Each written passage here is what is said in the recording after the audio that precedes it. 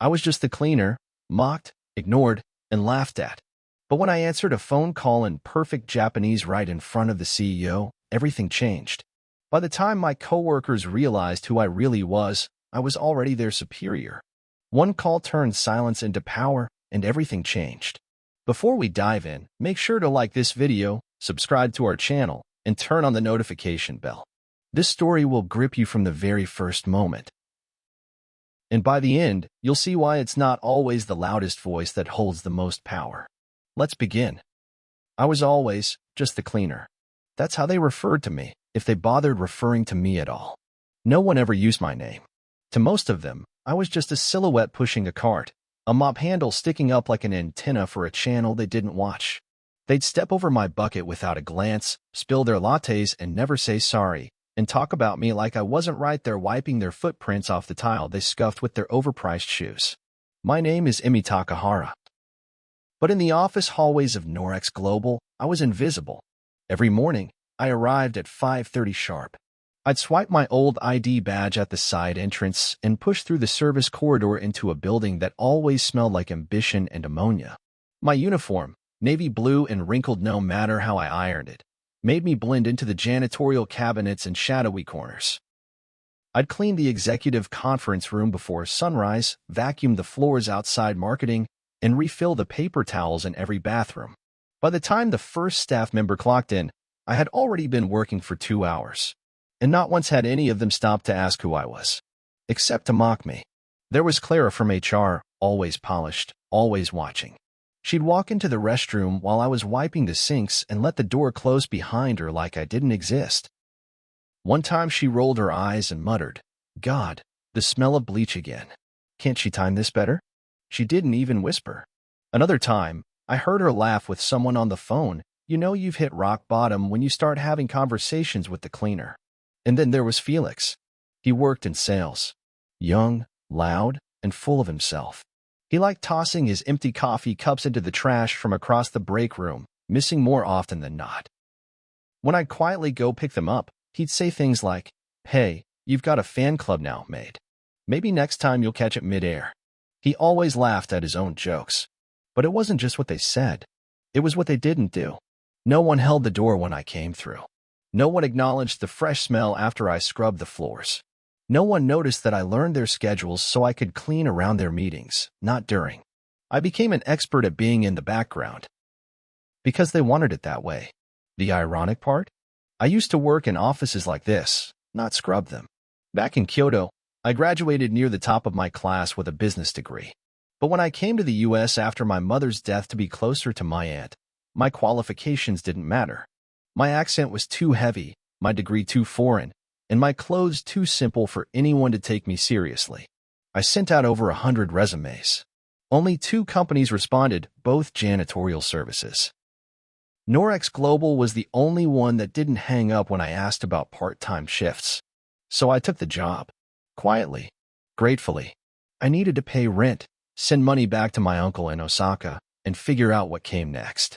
But deep inside me, I told myself something. Watch, listen, learn. Not everyone gets to see how the machine runs from the basement. And so I paid attention. I watched who stayed late and who came in late. I memorized the company's floor plan and even noticed where the department heads stored their confidential paperwork. I saw how they treated one another when the CEO wasn't around, especially the newer employees, the ones with names like mine or skin that looked like mine. I noticed every whisper, every smug smirk, every act of quiet sabotage. But I also observed something else. In one of the offices, 3rd floor, corner left, was an empty desk labeled Liaison Officer. It had been that way for months. Rumor had it that the Tokyo headquarters was looking for someone to bridge communications between the American and Japanese teams, but no one had been chosen. Felix said once, laughing over sushi with his feet on the desk, "They probably want some samurai dude who can smile and nod through meetings. Just another puppet job." I didn't smile. I didn't nod. I just kept mopping. Then, one Friday morning in early March, I heard a ripple of tension spread through the building. Clara was pacing the hallway, adjusting her collar every few seconds. Felix had on a tie for once, one he didn't know how to knot properly. There were murmurs and panic in the air. The CEO, Donovan Kageyama, was flying in from Japan for a surprise visit. The visit. Everyone knew he'd be assessing the company culture, especially in light of the anonymous complaints the Tokyo office had supposedly received. Suddenly, everyone was nice. Everyone was professional. Even to me. That morning, Clara said, "Good morning," as I passed her in the break room. I paused, halfway through wiping the microwave. She had never spoken to me before. Felix even picked up his own cup for once. I watched them fumble through Japanese etiquette from Google. Bowing too much, mispronouncing "ohayou gozaimasu," and obsessing over sushi platters for the welcome lunch. They were terrified, and I could see right through it. And I thought to myself, I've waited long enough. I didn't know how the opportunity would show up, but I knew something was coming. Because when people pretend for too long, the cracks always show. And for the first time in years, I felt something I hadn't let myself feel in a while. Hope. Not loud or dramatic. Just quiet. Like a seed. A whisper of change. A shift in the air. Because sometimes, being underestimated isn't a weakness. Sometimes, it's a weapon. The air was different that Monday morning. You could feel it even before the lights fully came on. Normally, the office woke up slowly, computers humming to life, the scent of burnt coffee drifting from the break room, and occasional yawns echoing off marble. But today, everything moved fast. Too fast. Voices were hushed but frantic. Laughter was hollow and timed, like everyone was performing for an audience they couldn't see yet. It was the day Donovan Kageyama, the CEO from Tokyo, was arriving. And the people who mocked me all year were now auditioning for a role in a company they thought they already owned. I watched them all carefully. Clara was already in by 7 a.m., unusually early for someone who usually strolled in with her lipstick still drying. She had changed outfits 3 times, finally settling on a blazer that still had the tag tucked under her sleeve. She was practicing her Japanese greeting under her breath, konnichiwa. Konnichiwa. Ohayou gozaimasu. Each version worse than the last. Felix showed up with a printed dossier titled Executive Sales Growth Metrics. He kept flipping through it loudly, looking around to make sure people noticed the highlighted graphs. Just in case the boss asks about our numbers, he smirked to no one in particular. I passed him as I wheeled my cart toward the executive boardroom. He didn't sneer at me like usual. He didn't say anything. That was new. I moved quietly, cleaning the conference table with practiced precision. The room had already been scrubbed the day before, but I went through the motions anyway. Today wasn't about dust. It was about observation. If you want to understand power, you watch how people behave when it walks into the room. And Donovan Kageyama carried power like a second skin. He arrived precisely at 9 a.m., no fanfare, no entourage. Just a black sedan and a quiet presence. He walked in wearing a plain charcoal gray suit. No tie, briefcase in one hand. He didn't smile widely or speak loudly, but the room straightened as if gravity had just shifted. Clara rushed forward. "Mr. Kageyama, welcome to our U.S. branch. We are honored, so honored to have you." She tried to bow. It looked more like a painful stretch. Felix cut in with a handshake. "Sir, big fan of your work. I've been leading sales here, especially the West Coast rollout. If you ever need someone to bridge between departments," Mr. Kageyama simply nodded once. Then his eyes moved to the rest of the floor.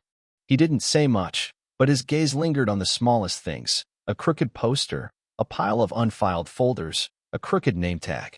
He noticed everything. He walked past me while I stood by the janitor's closet. For the first time, I didn't drop my eyes. Our eyes met briefly. Just briefly. His expression didn't change, but something passed between us. Something I couldn't explain. I felt seen. Not as a cleaner. Not as background. As a person. The rest of the day was a whirlwind. Meetings were shuffled. Clara and the department heads scrambled to put on a perfect show. They presented slideshows, reports, graphs, all in rapid succession. They kept making exaggerated efforts to mention cross-cultural synergy and inclusivity policies, while pretending not to trip over the language barrier. Every time Mr. Kageyama spoke, Clara would smile and nod without understanding a word. Felix pretended to understand but gave answers that made no sense. I winced quietly. Then came the moment that changed everything. It happened around 3 p.m.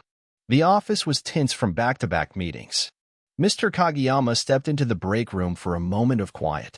I was there, finishing up a countertop wipe down. I was just about to leave when my phone rang. My old Nokia. Not a smartphone, just something reliable I kept in my apron pocket, buzzed loudly in the silence. I panicked. I grabbed it quickly, embarrassed. But it was my uncle from Osaka, and he rarely called unless it was urgent. So I answered, "Yes, uncle, I'm okay. I'm at work right now, but is everything all right?" I didn't think anyone heard. I turned slightly away, my voice low. But the room had fallen still. Mr. Kageyama turned toward me slowly. "You speak Japanese?" he asked, in Japanese. I froze. I hadn't meant to draw attention. I wasn't trying to show off. I bowed my head slightly. "Hi, what do you ichio ni hanasemasu?" "Yes, I'm fluent." He took a step forward. "What's your name?" "Emi Takahara." I replied, switching to English. The room behind him, Clara, Felix, and two others, stood stunned. "You're with the cleaning staff?" he asked. "Yes, sir. I've been with the janitorial team for 2 years now." He nodded slowly, then glanced at the hallway. "Join us in the next meeting." I blinked. "Sir, I want you to translate." It seems I've been missing half the conversation. Clara's mouth opened, then closed. Felix looked like someone had slapped him with a spreadsheet. The next hour unfolded like a quiet storm. I sat beside Mr. Kageyama as Clara fumbled through her presentation. Every time he spoke in Japanese, I translated, not just literally, but contextually. He asked questions about ethics, about treatment of junior staff, about the anonymous complaints. Clara stammered. Felix grew defensive. Their polished versions of Norex's culture began to crack under the weight of real scrutiny. Then Mr. Kageyama said something I'll never forget. "A company's culture is not shown in its reports," he said, looking directly at Felix. "It's shown in how they treat the people they think they don't need." The room fell silent. That was the moment everything began to shift. They saw me differently, but more importantly, I saw myself differently. And Mr. Kageyama? He hadn't just seen the real me. He had plans for me. I didn't sleep that night. I lay awake staring at the cracks in my ceiling, replaying every moment of the day like it was a scene from someone else's life. That single phone call had cracked open a door I never expected to be invited through. One moment I was wiping down countertops with a rag that smelled like vinegar and despair, and the next, I was sitting beside the CEO of a multinational corporation, translating corporate strategies like it was second nature. Because, truthfully, it was. Just a part of me I had buried for survival. I stared at my Nokia on the nightstand, the same phone that caused all this. I couldn't help but laugh. That phone had survived water spills, cracked screens, and the occasional accidental mop hit. But yesterday, it became my spotlight, my unlikely microphone. And the voice it carried, my voice, speaking fluent Japanese in that sterile break room, was now echoing in corridors that used to swallow me whole. When I returned to work the next morning, the atmosphere was different. People stared. Not long stares, just quick glances, sideways and uncertain. I wasn't the cleaner anymore, not entirely. But I wasn't one of them yet either. I was something new, something that made them uncomfortable. Like a ghost they suddenly realized had been listening all along. Clara passed me in the hallway and forced a smile. It looked painful. "Good morning, Emi," she said. First time she'd used my name. "Good morning," I answered, keeping my face unreadable. Felix, on the other hand, didn't say a word. He looked at me like I had betrayed some unspoken hierarchy, as if I had stepped out of the role they had cast me in. He tried to act indifferent, but his eyes kept drifting toward me, watching, calculating. By noon, I received an email from the executive floor. Subject, private meeting with Mr. Kageyama, time, 3 p.m. Location, 10th floor executive office attendees. Emi Takahara, Donovan Kageyama. I stared at it for several minutes. Not out of fear, but from the weight of it. I had never stepped foot on the 10th floor. My badge didn't even grant access. That was where the real decisions happened, where the walls were padded and the windows stretched from floor to ceiling. At 2:55, I walked to the elevator with my head high and my hands shaking. I wore my cleanest uniform and my quietest shoes. The elevator chimed at each floor like a countdown to another world. When the doors opened, I stepped out onto a floor that smelled not of bleach, but of polished wood and quiet power. Mr. Kageyama was already waiting inside a minimalist office with nothing but a desk, 2 chairs, and a large glass wall overlooking the city. He motioned for me to sit. "Emi," he said softly, "I've reviewed your personnel file." I nodded, bracing myself. I noticed something strange. "There's no mention of your education." I hesitated, then said, "When I applied, I was told my foreign degrees wouldn't be recognized for promotion. So I left it out." He tilted his head. "That degree from Kyoto University, it's not easy to get." "No, sir. Why take a cleaning job?" I met his gaze. "Because I needed work. And because sometimes survival teaches you to accept silence before success." He let that linger in the air for a moment. Then he reached into a folder and pulled out a sheet of paper. He slid it toward me. It was an offer letter. A new role. Executive Liaison, East-West Operations. Reporting directly to him. Salary. 6 times what I currently earned. I stared at it, speechless. "I need someone who sees everything," he said. "Not just numbers. People. Culture. Integrity. And someone who can keep her mouth shut until the right moment." I looked up. "Why me?" He smiled faintly.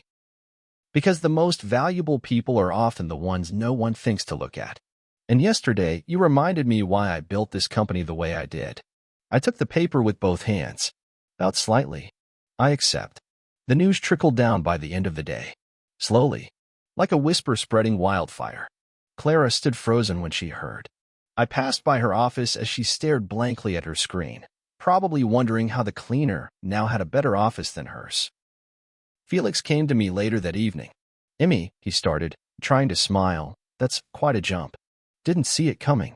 "No one did," I said. He cleared his throat. "Well, let me know if I can help with the transition." I tilted my head slightly. "Funny. You used to call me maid. Now you want to collaborate." He went red in the face. I leaned in, lowering my voice. "I listened, Felix. For 2 years. I know exactly how this place really runs. You should be careful what you say behind closed doors." And then I walked away. That night, I stood in front of my small apartment window and looked out at the city. For once, I didn't feel like a shadow. I didn't feel small. I had spent so long being underestimated, unseen, unwanted. But now, everything had changed. All because of a single phone call. The first time I walked into my new office, I didn't touch anything for a full minute. I just stood there. The room was sleek, minimalist decor, a wide glass desk with a polished steel frame, an ergonomic chair, and shelves lined with industry journals and translated texts. But it wasn't the luxury that caught me off guard. It was the window. It stretched from one wall to the other, revealing the city skyline in its full splendor. The same city I used to walk through unnoticed, head down, apron on. Now, it looked different, like it was finally looking back at me. A few moments later, a junior assistant knocked on the door and brought in my new ID badge. I held it up and stared. Executive Liaison, East-West Operations. That small laminated square held more power than any janitor's keyring I'd ever carried. My fingers trembled as I clipped it to my blazer. Yes, a blazer, not a cleaning uniform. I had saved up for this one just in case life surprised me. I hadn't expected it to come this soon. Later that morning, I was briefed by Mr. Kageyama on my first assignment. I was to conduct a silent internal audit, not on finances, but culture, behavior, leadership integrity. He didn't want spreadsheets, he wanted insights. "Tell me who they are when they think no one's watching," he said. "That's where the truth lives." I nodded, feeling the weight of his trust. I knew I was ready. I had already been doing that job for 2 years in silence. I returned to the lower floors unannounced. This time, I wasn't pushing a cart. I had a tablet in my hand and a mission behind my eyes. Heads turned as I walked through the open office space. People whispered. Some nodded awkwardly. A few tried to pretend I didn't exist, still holding on to their illusions. But I wasn't here for their approval. I was here for the truth. Clara was in the HR lounge, pretending to casually flip through resumes. Her fingers fumbled slightly when she noticed me. I stood in front of her desk. "Emi," she said, her voice strained. "Or Ms. Takahara, I suppose." "Clara," I replied, keeping my tone even. I'll need access to all employee behavioral logs and feedback files from the last 12 months. She blinked. All of them. Yes. Unfiltered. No redactions. Her face stiffened. Is this a disciplinary audit? I'm just gathering observations, I said. Unless, of course, there's something you're worried about? She shook her head too quickly. No, of course not. I watched her hands. They were trembling. Good. Later that day, I made my way to the sales department.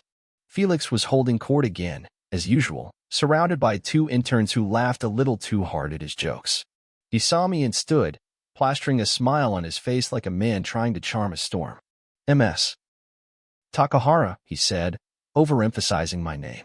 Welcome to the top floor. I hope they're treating you well. I'm here to observe team interactions, I replied. Carry on as you normally would. One of the interns looked nervous. Felix tried to regain his swagger. Of course, we're always collaborative down here. One big family. I raised an eyebrow. That's not what your last 3 interns said during exit interviews. He froze, just for a second, then chuckled, brushing it off. Oh, interns exaggerate sometimes. Sure they do, I said, which is why I'm reviewing call recordings, chat logs, and team emails from the past year. He smiled, but his eyes didn't. Am I under review? I never said that, but I didn't have to. Over the next week, I quietly rebuilt the foundation of the office one conversation at a time. I scheduled one-on-one interviews with overlooked employees. The receptionist with 3 degrees, the shy IT guy who had built a new back-end system no one bothered to implement, the janitorial crew I used to eat lunch with in the storage room. I gave them space to speak, to be heard. And what I heard was damning. Toxic managers. Mockery masked as banner. Promotions based on drinking buddies, not performance. HR complaints buried or accidentally deleted. And all of it hiding behind polished presentations and fake smiles. I documented it all. Impartially. Thoroughly. Each evening, I submitted my reports directly to Mr. Kageyama. He never asked for names in advance. He just read, nodded, and said, keep going. By Friday, decisions were made. That Monday, a mandatory company-wide meeting was called. The entire staff gathered in the atrium, curious and anxious. Mr. Kageyama stood at the front, calm as ever, with me at his side. He began with a simple statement. Every company must periodically clean itself. Not from dust. From decay. Then he pulled out a folder and began reading names. 3 department heads were reassigned pending investigation. Clara was removed from HR and placed on administrative leave. Felix was terminated. The room gasped. I watched as faces turned pale, whispers rippled, and the illusion of invincibility shattered in real time. And then Mr. Kageyama gestured to me. This is Ms. Emi Takahara, he said. She's not here because of favoritism. She's here because she saw what no one else wanted to see. And from now on, she's leading our internal culture transformation. If you have a problem with that, you are free to leave. No one moved. I stepped forward. For 2 years, I was the one you ignored, I said. But I heard everything. And now, I'm here to make sure no one else is ever silenced again. Back in my office that evening, I sat by the window, letting the silence wrap around me like silk. The power didn't feel heavy. It felt earned, not given, claimed. Because when you spend enough time as just the cleaner, you learn how to spot dirt where no one else is looking. And now? Now I was here to clean house. The word promotion never carried much meaning for me before, not because I didn't believe in progress, but because for a long time, it was a word used like a carrot in front of people like me. Back when I worked cleaning night shifts, promotion meant being allowed to stock supply closets instead of scrubbing toilets. When I applied for front desk roles years ago, I was told I didn't look the part. Even in interviews for call center jobs, once they heard my name or my slight accent, they'd say they'd get back to me. They never did. So when Mr. Kageyama officially confirmed my position as executive liaison, the word promotion didn't feel real until I saw it written in ink on company letterhead, with my name, my title, and my salary printed clearly below. The announcement went public through the company newsletter that Monday. My photo was featured beside a short bio. Clean, professional, and formal. It mentioned my business degree from Kyoto University and my fluency in Japanese and English. But what the announcement didn't say, and what I knew everyone in that office was saying, was that just weeks ago, I had been wiping their spilled coffee. Now, they had to greet me with Ms. Takahara. The shift wasn't just in title. It was in posture, in presence. I no longer moved quietly through halls.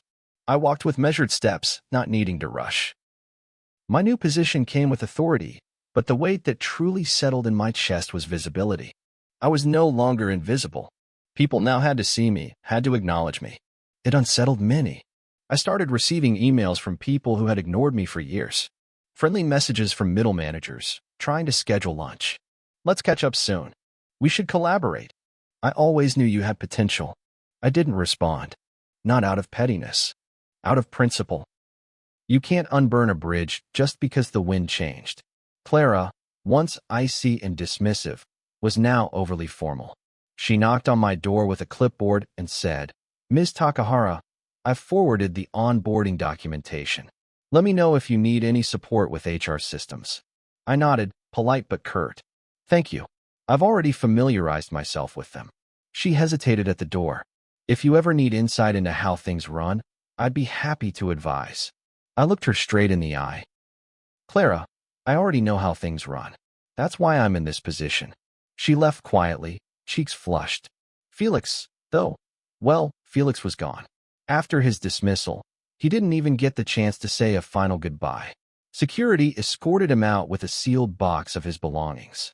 But not before I intercepted something he left behind. A file folder marked private. Inside were screenshots of internal chats where he mocked junior employees, joked about replacing foreigners with culture fits, and referred to me as Mop Girl in a group thread. I turned it over to compliance. I didn't need to say anything. His record would speak for itself. Meanwhile, my days were filled with restructuring meetings and cultural training sessions. Mr. Kageyama tasked me with leading a new initiative, Project Echo. The goal was simple: to ensure every employee, regardless of title, could speak up without fear of dismissal or mockery. We created anonymous reporting lines, established mentorship programs, and most importantly, I began reviewing all promotion and hiring decisions before final approval. It didn't take long before some employees began to feel the walls closing in. One afternoon, I overheard a conversation in the elevator between two team leads. "This place feels different now." "Yeah. Like you have to watch everything you say." "Exactly. Even the janitors are probably taking notes." I smiled to myself. Let them feel what it was like to self-censor. Let them walk on the glass I used to crawl over. But it wasn't about revenge. Not really. It was about fairness. I didn't want fear. I wanted awareness. Respect. That's all I ever wanted. And soon enough, something unexpected happened. Junior staff, those who had always remained in the shadows, began visiting my office. They came in cautiously at first, unsure of whether they were even allowed to speak freely. But once they saw I was serious about listening, they opened up. Some shared ideas they had been too scared to pitch. Others spoke of mistreatment they had bottled up for years. I took notes. I followed up. I acted. One of them, a young analyst named Jordan, told me, "You have no idea how powerful it is just knowing someone up there actually gets it." But I did know. Because not long ago, I was cleaning gum off the bottom of the very desk he worked at. One Friday evening, Mr. Kageyama called me to his office. It was quiet, the city lights blinking softly through the windows. "You've changed this place faster than I imagined," he said. "I didn't change it," I replied. "I just revealed it." He chuckled. "And revealed yourself, too." We sat in silence for a moment. Then he added, "In a few months, I'll be returning to Tokyo. I want you to take my place here, as regional director." I looked at him, stunned. "You've earned it," he said. "Not just because of what you know, but because of who you are when no one is watching. That's leadership." For a long time, I thought I'd spend my life blending in, cleaning up the messes of people who didn't see me. But now, I was being handed the responsibility of leading those very people. And I wasn't afraid. Because when you've lived at the bottom, you don't fear the top. You understand how fragile it all is. And you never forget where you came from. The air in the building felt different now. Heavier in some places, lighter in others, like the entire structure had shifted slightly on its axis. People were more cautious. Words were chosen carefully. Jokes were quieter. And yet, beneath the tension, there was something else rising, something I recognized from my own silent years moving through these halls. Hope. The quiet kind that doesn't come with fanfare or headlines. The kind that grows in the small spaces.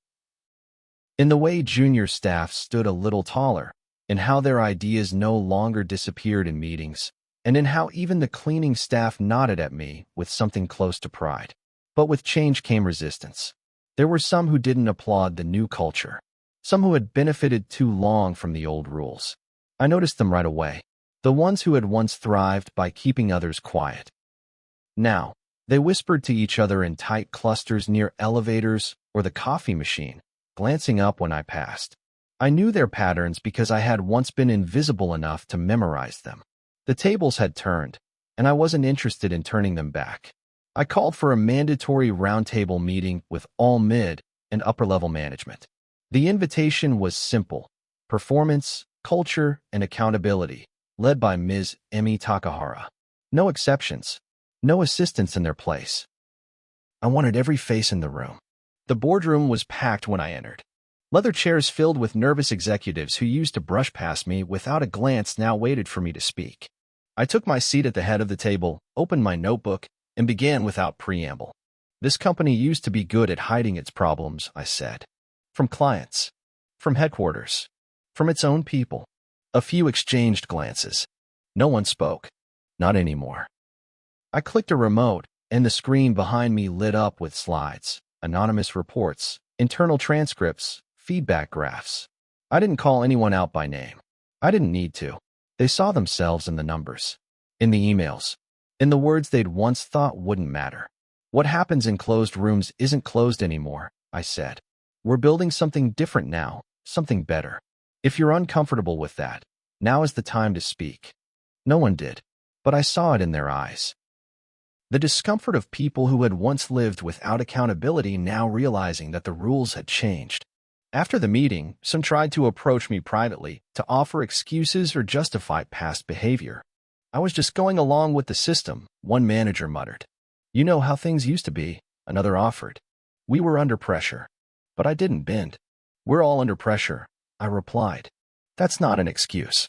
That's the job. The difference is how you treat people while doing it. A week later, I initiated a quiet restructuring.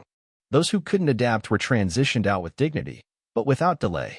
Their replacements weren't chosen based on seniority or degrees from the right schools. They were chosen based on insight, empathy, and a record of lifting others up instead of stepping on them. We hired from within. Promoted staff who had gone unheard for years. One of the new team leads? The receptionist who once ran entire scheduling systems better than the operations team. I brought her into my office the day her promotion went through. Her hands shook as she held the offer letter. I thought this was a mistake, she whispered. It's not, I said. You earned this. I just made sure someone finally noticed. She cried. I let her, because I understood those tears. I'd cried them once too. Quietly, in a storage closet, after a long night cleaning an office that wouldn't even say my name. And now? Now I had my own assistant. I had a team. I had a voice that echoed in boardrooms and carried weight. But I never let it go to my head. Power, I'd learned, doesn't change who you are. It reveals who you were when no one was watching. And I never stopped watching. I paid my old department, the janitorial team, a visit one evening. They were gathered in the break room, laughing quietly over vending machine coffee and day-old donuts. When I walked in, the laughter stopped. A few stood up quickly. Relax, I said. I'm not here as your boss. I'm here as someone who remembers. I sat with them, shared coffee, listened to their stories, took notes on the supply shortages they'd been dealing with.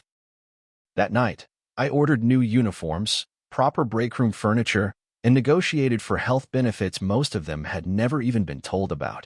Because I knew what it felt like to do the hard work and be left behind. Not on my watch. It wasn't about revenge anymore. That part had passed. This was about repair. About rebuilding what had been broken in silence.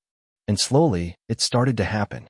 The company grew quieter in the best way, not the silence of fear, but the calm of respect. Teams collaborated without stepping over each other. HR complaints dropped, not because people stopped reporting, but because the problems were being addressed at the source. Even clients noticed. In quarterly meetings, they complimented our new tone, our streamlined culture, our renewed energy. They didn't know the story behind it, but I did. It was a story that started with a mop bucket, and a phone call, and the refusal to stay silent. Some victories don't come with applause. They don't come with trophies, celebrations, or parades. They arrive silently, wrapped in quiet mornings, confident steps, and the absence of fear. That's the kind of victory I lived now. It didn't announce itself. It settled deep in my bones, in the way I woke up without dread, walked through the building without shrinking, and signed my name on documents that shaped people's futures, not as a ghost, but as a leader. It had been 6 months since my promotion. Norex Global wasn't perfect yet, but it was different. I saw it in the way the reception desk now treated every visitor with respect, regardless of how they were dressed. I saw it in how the new break room didn't have 2 separate coffee machines, one for staff, one for executives. And I saw it in how my former janitor teammates now wore new uniforms with their names stitched into the front, no longer just numbers on a rotating shift list. The best part? People had started speaking freely, not in rebellion, but in trust. I received anonymous feedback from interns who felt safe. I saw employees who had been passed over for years get promoted not because of who they knew, but because someone finally listened. And yet, I stayed quiet about my story. I didn't do interviews. I turned down press inquiries. When a magazine reached out for a Cinderella feature about my rise, I declined. Because this was never about me becoming something more. It was about reminding them I had always been enough. Still, word got out. Whispers turned into stories. She used to be the cleaner, someone would say in awe, and others would nod like it explained everything and nothing all at once. Some resented it, unable to reconcile their arrogance with the reality that the person they'd once stepped over now stood above them. But most simply adjusted. And those who didn't? They left. Quietly. One afternoon, I stood by the 10th floor window, staring out at the city below. It had rained that morning, and everything looked cleaner, buildings reflecting light in soft glows, cars gliding on wet asphalt like silver fish. A metaphor, maybe, or just another ordinary day. Mr. Kageyama entered the room, his suitcase beside him. "I'm heading back to Tokyo," he said. I nodded. "Everything in place?" "Yes. You've done well, Emi. Thank you for believing in me," I replied. Even before I believed in myself again, he looked at me thoughtfully. "You already had everything you needed. All I did was listen." We bowed to each other, deeply, respectfully. And then he left. As the elevator doors closed behind him, I felt a strange stillness settle in the room. Not loneliness, not fear, just a pause, a passing of something sacred. Later that day, I held a quiet ceremony, not formal, not official, just a gathering of old and new staff in the newly renovated break room. We served tea, laughed, shared stories. I gave a short speech, not about climbing ranks or chasing success, but about paying attention. Sometimes the people who make the biggest impact, I said, are the ones we don't notice until they speak. I looked around the room and saw their eyes, open, thoughtful, listening. I knew then, the real change had taken root. That night, as I left the building, I took the long way out. Past the old janitor's closet, the break room, and the conference room I once cleaned at dawn. I ran my fingers gently along the polished wall near the corner where Felix used to laugh with his friends. No ghosts remained there, only memories, lessons. Outside, the streetlights flickered to life. I pulled my coat tighter and took a deep breath of cool evening air. And just as I reached the corner of the block, my phone buzzed. A message from my uncle in Osaka. "Karida, you are the pride of our family." I smiled, slipped the phone back into my pocket, and kept walking. Not fast, not quiet, just steady, because I was no longer trying to disappear. I had arrived. If this story moved you, take a moment to reflect on how many voices go unheard in the spaces we walk through every day. Like, share, and subscribe to support more stories that remind us of the strength in silence, the power in patience, and the victory in being seen.